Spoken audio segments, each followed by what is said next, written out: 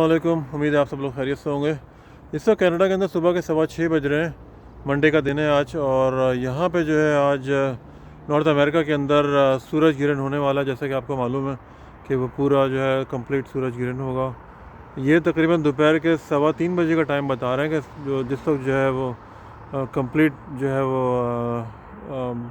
चांद ग्रहण होने वाला है यहाँ पे, और अंधेरा हो जाएगा तकरीबन 3 से 4 मिनट के लिए।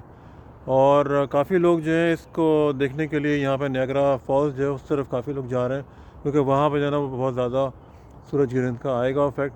तो लेकिन बहरहाल ये कि इसको ना देखा जाए ज़्यादा बेहतर है। लोग चश्मे ख़रीद रहे हैं, ये सब चीज़ें, लेकिन बहरहाल ये कह रहे हैं कि लाइफ में ये वन टाइम ही है। और जो नेक्स्ट सूरज ग्रहण आएगा वो तकरीबन 375 साल के बाद आएगा, if I am not wrong, जो भी इंटरनेट वगैरह के ऊपर है। तो अल्लाह ताला सबके लिए जो है खैरियत रखे। और हम भी इस वक्त सुबह काम पे निकल रहे हैं और सारा दिन मतलब जॉब पे ही है, तो इंशाल्लाह अल्लाह ताला खैरियत करे सबके लिए। टेक केयर, अल्लाह हाफ़िज़, बाय।